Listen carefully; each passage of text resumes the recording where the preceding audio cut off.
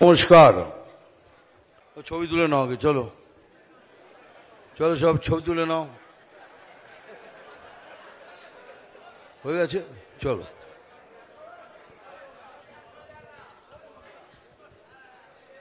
আমি এসব স্টাইল মারছি না, জানো তো আমার হাতটা ভেঙে গেছে, সেই জন্য এখানে রেস্ট নিচ্ছি। দুটো বিষয়, আমি এনাদের মতো বক্তৃতা দিতে পারি না, আর বক্তৃতা দিতে চাইও না। ওই দুটো বিষয়ের মধ্যে একটা বিষয় হলো এটা, যদি মিঠুন চক্রবর্তীকে দেখতে এসেছেন তাহলে দেখা হয়ে গেছে, চলে যান। আর যদি পার্টির কথা শুনতে এসছেন তাহলে চুপচাপ বসে শুনবেন।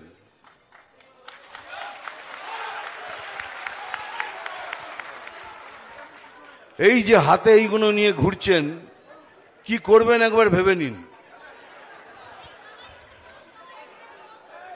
কি করবেন ভেবে নিন। তোলা হয়েছে? এই যে পেছনে ওরা দেখতে পাচ্ছেন না, ওদের চেঁচামেচি করছে। এই যে আপনার ডান্ডার কথা বলছি, হ্যাঁ সরা।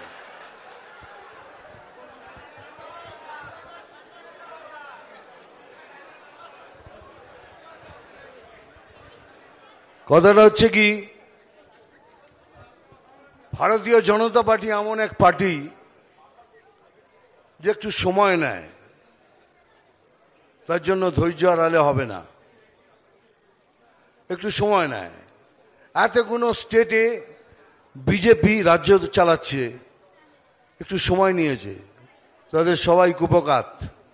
লাস্ট কুপকাত হলেন দিল্লি সরকার।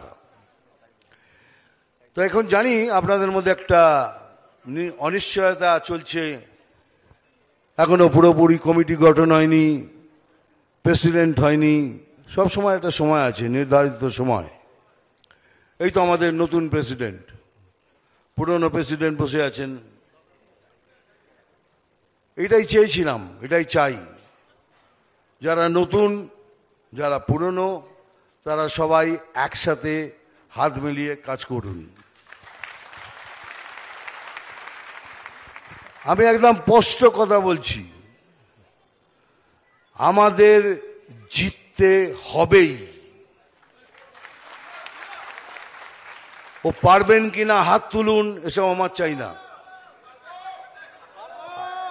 আমি বলছি জিততে হবেই।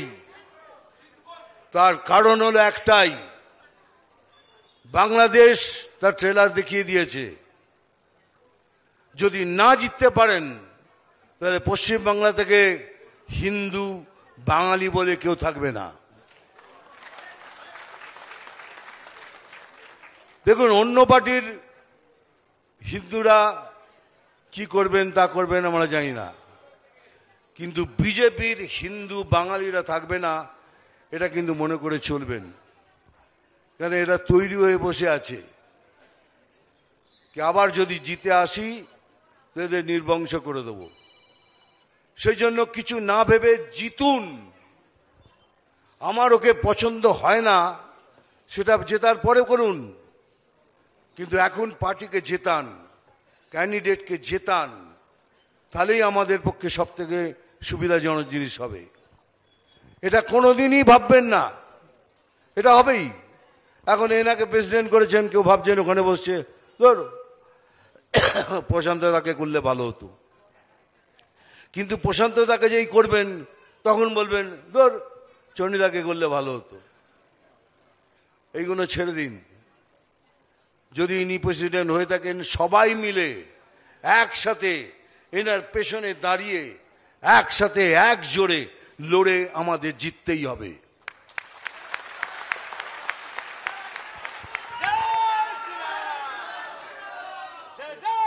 কেননা আপনারা তো জানেন না, অন্য পার্টি লুকিয়ে লুকিয়ে মিটিং করছে।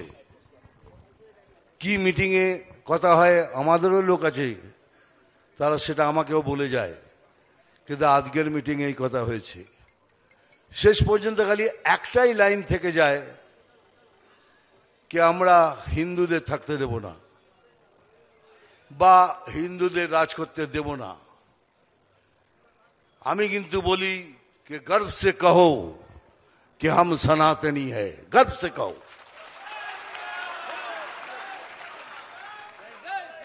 আমরা সনাতনী। যদি ভগবান জন্ম দিয়ে থাকেন সনাতন হিসেবে, তাহলে মরবো সনাতন হিসেবে, কিন্তু অন্য হাতে এইভাবে মার খেয়ে মরবো না।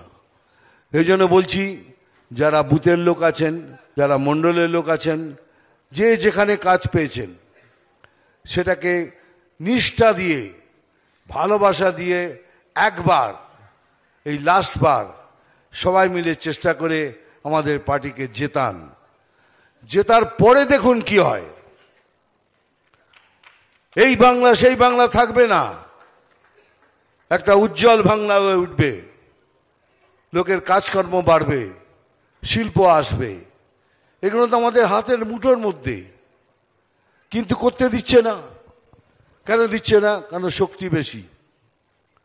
যদি কিছু না পারেন, ভালো করে শুনুন কি বলছি, যদি কোথাও বাধা সৃষ্টি হয়, ডাইরেক্ট আমাকে ফোন করবেন, ডাইরেক্ট আমাকে কন্ট্যাক্ট করবেন। পার্টির থেকে যদি কিছু চাই, কন্ট্যাক্ট করবেন, আমি দাঁড়াবো, আমি করিয়ে দেবো সব কাজ। কিন্তু একটাই প্রমিস, কে আপনাদের জিততে হবে।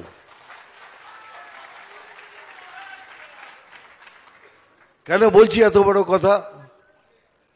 আমার পেছনে একটা হাত তো আছে, তা নাহলে বলবো কি করে? সে হাতটা অনেক বড় হাত।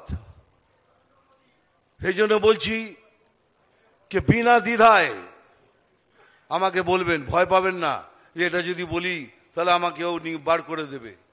আপনাকে ও বার করে দেবে, তাহলে ওকে আমি বার করে দেবো, এ গ্যারান্টি দিয়ে বলছি।